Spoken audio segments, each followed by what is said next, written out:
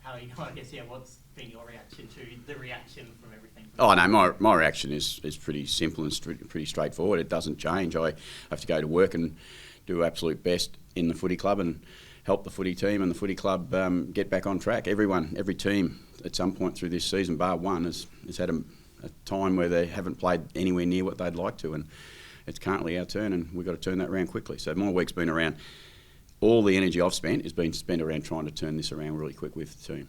So how's the group responded? Has it been more about challenging themselves, or the white noise from the outside? How does that? Yeah, look, it's hard because I know everyone talks around the outside noise, and we do our absolute best to block that out. Sometimes it's nearly impossible to block it entirely out, but they're professionals and they know what they're here to do, and they're here to play football. The coaches are all here to work to make them better. All our staff are here to work to make the opportunity better for us, and the players are doing their best to turn that around for us. We're really calm about what we need to do, and we've just got to get about doing it. Have they challenged themselves? Sorry? They challenge themselves on where they stand? They always challenge themselves. You know, there's no. You don't hide in an AFL environment. You actually have to. Fortunately, we review every week, win, lose or draw. So you get to review every week. So you get challenged every week to try and get better, because unless you're absolutely winning the whole thing, you're looking to get better. Have you been able to block out the white noise? I guess Yeah. given it so much, it's centred on you. I mean, it seems like it's gone up to a new level in a way. Yeah. No, look, it's fair and reasonable to talk around it, but the reality is, for me, it's not a one-man show. It's a team, and it's a team approach, and everyone's involved with it. But yeah, I get the attention turns to me as the head coach, and I accept and I deal with that responsibility. So I'm okay with everything that's going on. I'd much prefer the talk about how good we're playing and how much better we're doing as a football team, and the excitement around our players. But the reality is we haven't been winning, so that the attention gets turned up. Would you have liked, I guess, someone from the club like a Richo or a Koshy to come out and speak or address the fans, given after everything that's come? Oh no, that's not my situation. I get to talk to lots of people through the week at the club, and I get good comfort around what's going on internally. And I talk to our staff, I talk to our players, I talk to our coaches, I talk to our board. We have all those sorts of things going on every week, not just this week. And we as a club know how to handle things internally. How did you react when you heard Warren raise comments? I actually didn't hear. I didn't hear Warren's, but I've been made aware of it, as almost the whole world is. And on face value, I take it Warren's clarified his position, and I'm okay with that. Steve Mitchell said this morning that you were the toughest game day coach he's come up against this year. How do you think you've gone as coach this season? Look, it's not about me. It's not about my individual performance, because I think that's what we try to push it onto. As I said before, it's a team performance in here, and it's a team that operates week to week. And on game day or post or pre, it tends to get turned on to individuals, and after a game it gets turned on to the coach. Do you feel like the message is still getting through to the players? Clearly. I guess even when you look at kind of the efforts, when people look at pinpoint, maybe guys not chasing, I guess how do you kind of address that with the guys? Clearly, I think the message still gets through. Has Treaders clarified those comments with you personally, or like Again, I'll talk around. I'll have lots of conversations with everyone at this footy club regularly, and they remain private, and that's where they'll stay. Is it you talk about just a 3-week block and the attention comes on you? It feels like once a year for 6 or 7 years, can we talk about you and your position? How fatiguing is that after? If it was too fatiguing, I wouldn't be here.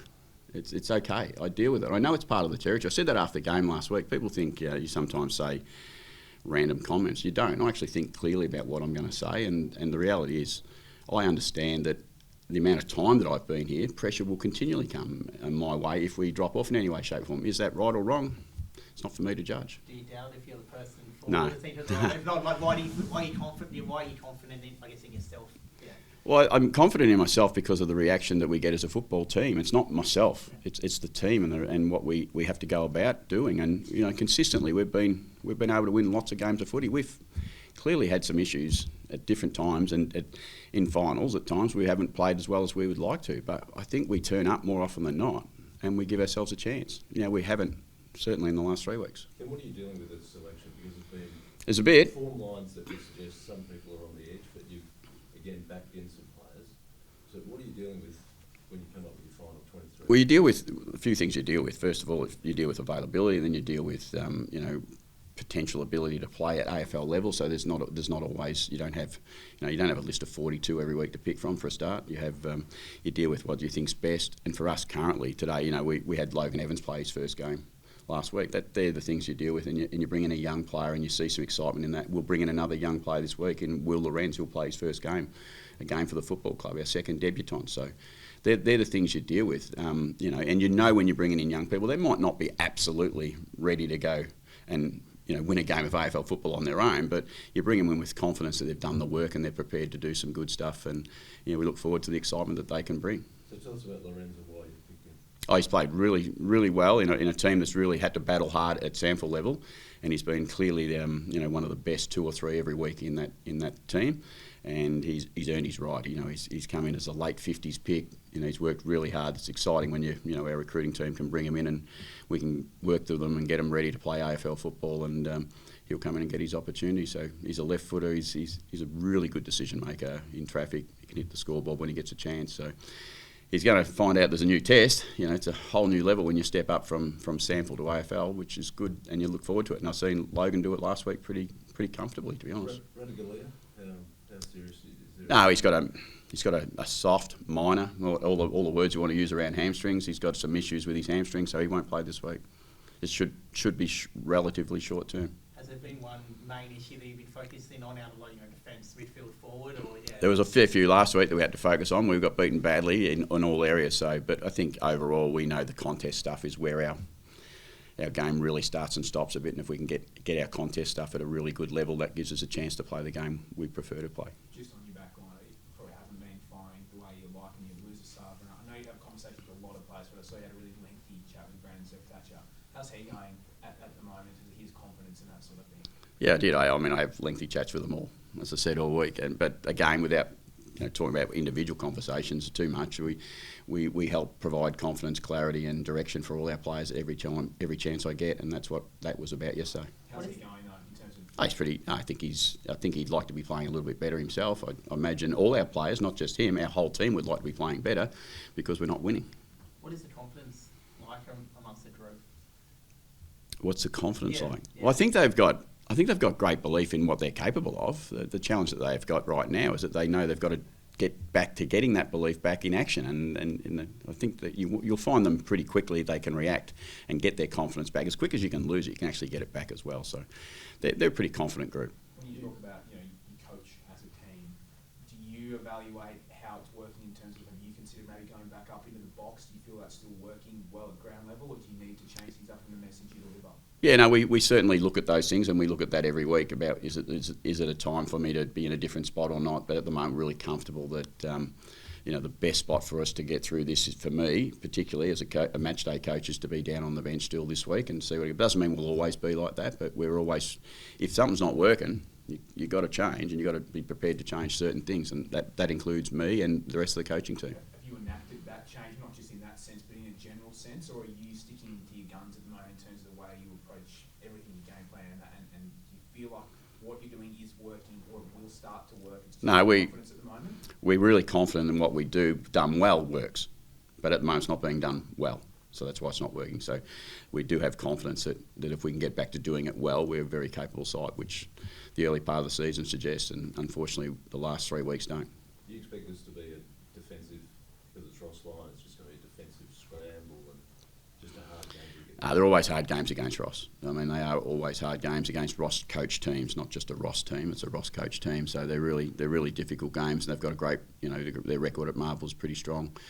We understand that last time we played was a pretty close game too, so we're not expecting any different than a real fight. But we expect that every week in an AFL football sense. Whether it's St Kilda, we expected that last week and we didn't deliver on it, so we've got to deliver on it. So talk about doing things well. Does this really test this issue about how you move forward and how you load up your forwards and how they finish? Oh no, every game does, Rich, if I'm being honest. It's not a 1 week thing. As I said, a consistency thing is an issue for us in all parts of the game in the last 3 weeks, not just the front of the ball. How's Willie? Willie's not going to play. He's sick. So it's not calf, it's the sick. No, he's sick. Talk about doesn't rain, it pours. But poor old Junior's home in bed at the moment. And are you going 2 or 1 ruck? 1. We'll have a backup ruck, but we'll only have one ruck. Stick with Jordan. Yeah, yes, we will. How do you go? Just last question. I was just going to say, how do you have to address, even for coaches or players, the potential fear or worry about what a loss in a game like this might look like? Like, do you have to say, don't think about the... No, we actually, it's silly, you know, you get to this day of the week and you don't never ask the people involved in a football club, can you win? Because that's all we think about doing is winning. We don't consider a loss. I don't sit here today thinking about a loss possibility. I think about do everything right, do everything as well as you can do it, and we win this game. But you've got the experience of being around for a long time to know that for younger players, the concern of what a loss might look like. Yeah, no, we as coaches try to control them with belief in what they're thinking about, and that belief is that we think about how we beat St Kilda this week. We know we're going to have to play very well to do that, but the reality is that's all we spend our time thinking about. And you'd be surprised what young people, how quickly they can change their direction and their views. They do narrow in pretty quick and pretty sharp. They would be all right now, and I've just been with them, they're all right now just thinking about how to play against St Kilda and how to win. They're not at one moment spending a second thinking about losing. Josh mentioned before about the narrative, you know, this time of the, you know, you often cop sick and regularly over 6 or 7 years.